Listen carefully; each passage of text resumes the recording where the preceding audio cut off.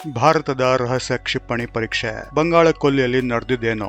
ನಿನ್ನೆ ರಾತ್ರಿ ಒಡಿಶಾ, ಪಶ್ಚಿಮ ಬಂಗಾಳ ಹಾಗೆ ಬಾಂಗ್ಲಾದೇಶದ ಕೆಲ ಭಾಗಗಳಲ್ಲಿ ಆಕಾಶದಲ್ಲಿ ನೋಡಿದಾಗ ಒಂದು ವಿಚಿತ್ರ ದೃಶ್ಯ ನೋಡಿದ್ರು.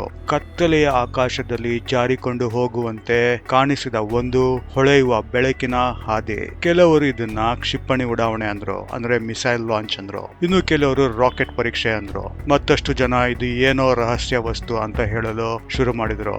ಆದ್ರೆ ಈಗ ದೊಡ್ಡ ಪ್ರಶ್ನೆ ಏನ್ ಗೊತ್ತಾ?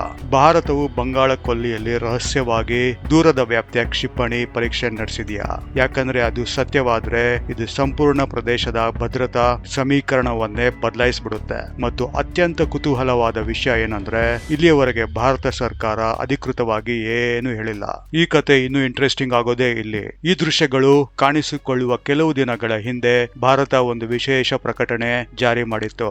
ಅದನ್ನೇ ನೋಟ್ಯಾಮ್ ಅಂತ ಹೇಳ್ತಾರೆ. ಸಾಮಾನ್ಯವಾಗಿ ಇದು ವಿಮಾನಗಳು ಮತ್ತು ಹಡಗುಗಳಿಗೆ ಈ ಪ್ರದೇಶದಿಂದ ದೂರವಿರಿ ಅನ್ನೋ ಎಚ್ಚರಿಕೆ. ಆದ್ರೆ ಇಲ್ಲಿ ಎಲ್ಲರ ಗಮನ ಸೆಳೆದಿದ್ದು ಏನ್ ಗೊತ್ತಾ? ಈ ನಿರ್ಬಂಧದ ಮಾರ್ಗದ ಉದ್ದ ಸುಮಾರು 3600 ಕಿಲೋಮೀಟರ್. ಇಷ್ಟು ದೊಡ್ಡ ವ್ಯಾಪ್ತಿಯನ್ನು ಸಾಮಾನ್ಯ ಪರೀಕ್ಷೆಗಳಿಗೆ ಬಳಸೋದಿಲ್ಲ. ಅದಕ್ಕೆ ರಕ್ಷಣಾ ತಜ್ಞರು ತಕ್ಷಣ ಒಂದು ಪ್ರಶ್ನೆ ಕೇಳಕ್ಕೆ ಶುರು ಮಾಡ್ಬಿಟ್ಟಿದ್ದಾರೆ. ಇದು ಅಗ್ನಿ ಮಿಸೈಲ್ ಪರೀಕ್ಷೆನಾ ಅಂತ, ಅಥವಾ ಭಾರತ ಸಂಪೂರ್ಣ ಹೊಸ ತಂತ್ರಜ್ಞಾನ ಪರೀಕ್ಷೆ ಮಾಡ್ತಿದ್ಯಾ? ಅದ್ರ ನಿಜವಾದ ಕತೆ ಇನ್ನ ಮುಂದಿದೆ. ಸೋಷಿಯಲ್ ಮೀಡಿಯಾದಲ್ಲಿ ವಿವಿಧ ಸ್ಥಳಗಳಿಂದ ವಿಡಿಯೋಗಳು ಬರೋಕೆ ಶುರು ಆಯ್ತು. ಆಕಾಶದಲ್ಲಿ ಹೊಳೆಯುವ ಬಿಳಿ ಬೆಳಕು ಏನಿದು ಅಂತ ಕ್ಯೂರಿಯಾಸಿಟಿ ಜಾಸ್ತಿ ಆಯ್ತು. ಕೆಲ ಕ್ಷಣಗಳಲ್ಲಿ ಅದು ಪ್ರಕಾರವಾಗಿ ಅಂದ್ರೆ ತುಂಬಾ ಬ್ರೈಟ್ ಆಗಿ ಕಾಣಿಸಕ್ ಶುರು ಆಯ್ತು. ಒಂದು ಧೂಮಕೇತು ತರ ಕಾಣಿಸಕ್ ಶುರು ಆಯ್ತು. ಸ್ವಾಭಾವಿಕವಾಗಿಯೇ ಜನರಲ್ಲಿ ತುಂಬಾ ಕ್ಯೂರಿಯಾಸಿಟಿ, ಕುತೂಹಲ ಜಾಸ್ತಿ ಆಯ್ತು. ಏನದು ಅಂತ? ರಾಕೆಟ್, ಕ್ಷಿಪಣಿಯ ಅಥವಾ ರಹಸ್ಯ ಸೇನಾ ಪರೀಕ್ಷೆಯ ಅಂತ.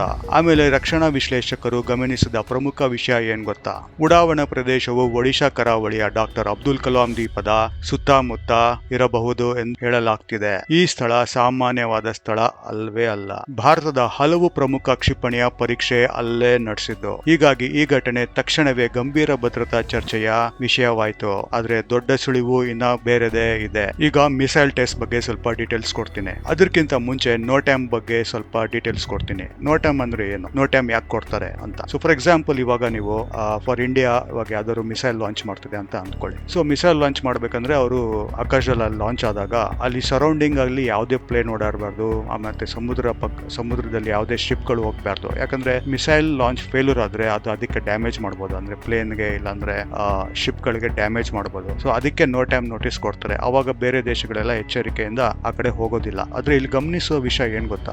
ಸುಮಾರು 3500 ಕಿಲೋಮೀಟರ್ ಉದ್ದದ ಮಾರ್ಕ್ ಮಾಡಿದ್ರು. ರಕ್ಷಣಾ ಕ್ಷೇತ್ರದಲ್ಲಿ ಇದು ಬಹಳ ಮಹತ್ವದ ವಿಚಾರ. ಯಾಕಂದ್ರೆ ಇಷ್ಟು ಉದ್ದದ ಮಾರ್ಗ ಸಾಮಾನ್ಯವಾಗಿ ಲಾಂಗ್ ರೇಂಜ್ ಮಿಸೈಲ್ ಲಾಂಚ್ ಮಾಡಿದಾಗ ಮಾತ್ರ ಕೊಡೋದು. ಅಂದ್ರೆ ದೂರದ ವ್ಯಾಪ್ತಿಯ ಬ್ಯಾಲಿಸ್ಟಿಕ್ ಮಿಸೈಲ್ ಲಾಂಚ್ ಮಾಡ್ತಾರಲ್ಲ, ಅವಾಗ ಮಾತ್ರ ಈ ತರ ಇಷ್ಟು ದೊಡ್ಡ ಏರಿಯಾ ಕವರ್ ಮಾಡೋದಕ್ಕೆ ಟೈಮ್ ನೋಟಿಸ್ ಕೊಡ್ತಾರೆ. ಆದ್ರೆ ಇವಾಗ ಅನೇಕ ತಜ್ಞರು ಇದರ ಬಗ್ಗೆ ಅನುಮಾನ ವ್ಯಕ್ತಪಡಿಸ್ತಿದ್ದಾರೆ. ಡಿಫೆನ್ಸ್ ತಜ್ಞರ ಡೌಟ್ ಏನ್ ಗೊತ್ತಾ?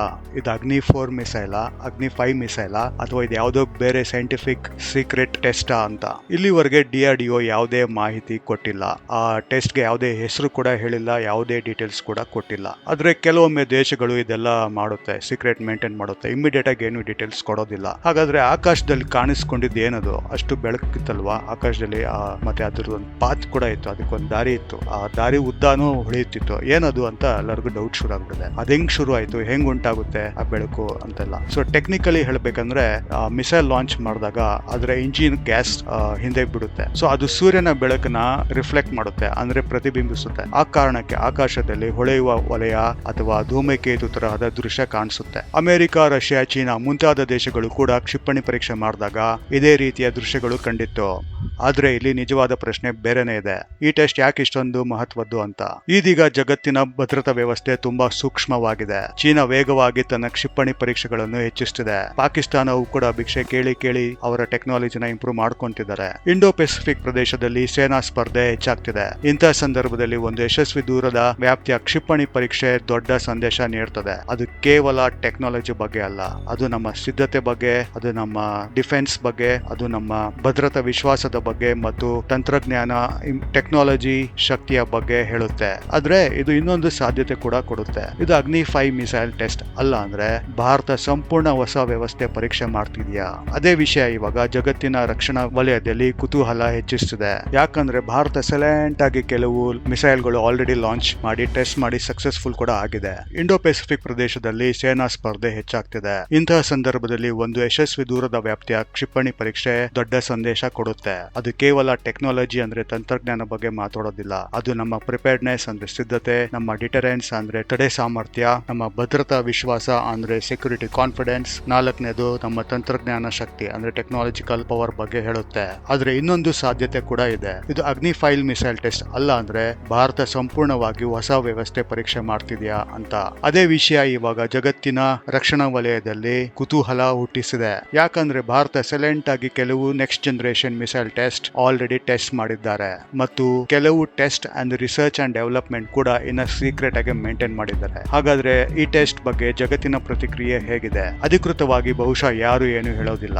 ಆದ್ರೆ ದೊಡ್ಡ ದೊಡ್ಡ ದೇಶಗಳು ಇಂಥ ಟೆಸ್ಟ್ ಗಳನ್ನೆಲ್ಲ ಸೀಕ್ರೆಟ್ ಆಗಿ ಫಾಲೋ ಮಾಡ್ತಾ ಇರುತ್ತೆ. ಚೈನಾ ಗಮನಿಸುತ್ತದೆ, ಪಾಕಿಸ್ತಾನ ಗಮನಿಸುತ್ತದೆ, ಅಮೆರಿಕಾದಂತಹ ದೇಶಗಳು ಗುಪ್ತಚರ ಸಂಸ್ಥೆಗಳು ಗಮನಿಸ್ತಾ ಇರುತ್ತದೆ. ಯಾಕಂದ್ರೆ ಒಂದು ಕ್ಷಿಪಣಿ ಪರೀಕ್ಷೆಯಿಂದ ಹಲವಾರು ಮಾಹಿತಿ ಸಿಗುತ್ತದೆ. ಈ ಮಿಸೈಲ್ ನ ಸ್ಕೋಪ್ ಏನು ಅಂದ್ರೆ ವ್ಯಾಪ್ತಿ ಎಷ್ಟು, ಈ ಮಿಸೈಲ್ ನ ಸಾಮರ್ಥ್ಯ ಏನು ಅಂದ್ರೆ ಕೆಪಾಸಿಟಿ ಏನು, ಈ ಮಿಸೈಲ್ ನ ಟೆಕ್ನಾಲಜಿಕಲ್ ಲೆವೆಲ್ ಏನು ಅಂದ್ರೆ ತಂತ್ರಜ್ಞಾನ ಮಟ್ಟ ಎಷ್ಟಿದೆ ಅಂತ, ಮತ್ತು ಈ ಮಿಸೈಲ್ ನ ರೆಡಿನೆಸ್ ಎಷ್ಟಿದೆ ಅಂತ. ಮತ್ತು ನೀವು ತಿಳ್ಕೊಬೇಕು, ಈ ಕಾಲದಲ್ಲಿ ಇನ್ಫಾರ್ಮೇಶನ್ ಇಸ್ ವೆಲ್ತ್ ಅಂದ್ರೆ ಇಂದಿನ ಜಗತ್ತಿನಲ್ಲಿ ಮಾಹಿತಿಯೇ ಶಕ್ತಿ. ಹಾಗಾದ್ರೆ ಈಗ ನಿಮ್ಮ ಅಭಿಪ್ರಾಯ ಏನು? ಭಾರತ ಇಲ್ಲಿ ಯಾವ ಕ್ಷಿಪಣಿ ಪರೀಕ್ಷೆ ಮಾಡಿರಬಹುದು? ಅಗ್ನಿ 4 ಮಾಡಿದ್ಯಾ, ಅಗ್ನಿ 5 ಟೆಸ್ಟ್ ಮಾಡಿದ್ಯಾ, ಅಥವಾ ಯಾವುದೋ ಹೊಸ ಟೆಕ್ನಾಲಜಿ ಟೆಸ್ಟ್ ಮಾಡಿದ್ಯಾ? ಕಮೆಂಟ್ ನಲ್ಲಿ ತಿಳಿಸಿ. ನಿಮ್ಗೆ ಇನ್ನೊಂದು ಪ್ರಶ್ನೆ, ಭವಿಷ್ಯದ ಯುದ್ಧ ಪರಿಸ್ಥಿತಿಗಳಿಗೆ ಭಾರತ ರೆಡಿ ಆಗಿದೆಯಾ? ಕಮೆಂಟ್ ನಲ್ಲಿ ಹೇಳಿ. ಅದೇನೇ ಇರಲಿ, ಈ ಕ್ಷಣಕ್ಕೆ ಇದು ಒಂದು ರಹಸ್ಯವಾದ ಟೆಸ್ಟ್. ಇದರ ಬಗ್ಗೆ ಯಾವುದೇ ಅಧಿಕೃತ ಘೋಷಣೆ ಮಾಡಿಲ್ಲ. ಆ ಟೆಸ್ಟ್ ಗೆ ಯಾವುದೇ ಹೆಸರು ಕೂಡ ಕೊಟ್ಟಿಲ್ಲ. ಅಂದ್ರೆ ಬಂಗಾಳ ಕೊಲ್ಲಿಯಲ್ಲಿ ಆಕಾಶದಲ್ಲಿ ಕಂಡ ಆ ಬೆಳಕಿನ ಹಾದಿ ಒಂದು ವಿಷಯ ಮಾತ್ರ ಸ್ಪಷ್ಟವಾಗಿ ಹೇಳುತ್ತದೆ. ಭಾರತದ ಕ್ಷಿಪಣಿ ಕಾರ್ಯಕ್ರಮ ಈಗ ವೇಗವಾಗಿ ಡೆವಲಪ್ ಆಗ್ತಿದೆ, ಸೈಲೆಂಟ್ ಆಗಿ ಡೆವಲಪ್ ಆಗ್ತಿದೆ, ಆರ್ಗನೈಸ್ಡ್ ಆಗಿ ಡೆವಲಪ್ ಆಗ್ತಿದೆ, ಟೆಕ್ನಾಲಜಿಕಲಿ ಇಂಪ್ರೂವ್ ಆಗ್ತಿದೆ. ಮತ್ತು ಈ ಪರೀಕ್ಷೆ ನಿಜವಾಗಿಯೂ ಯಶಸ್ವಿ ಆಗಿದ್ದರೆ ಮುಂದೆ ಬರುವ ಒಂದು ದೊಡ್ಡ ಸೂಚನೆ ಕೊಡ್ತಿದೆ. Thank you for watching. Have a good day. Bye bye.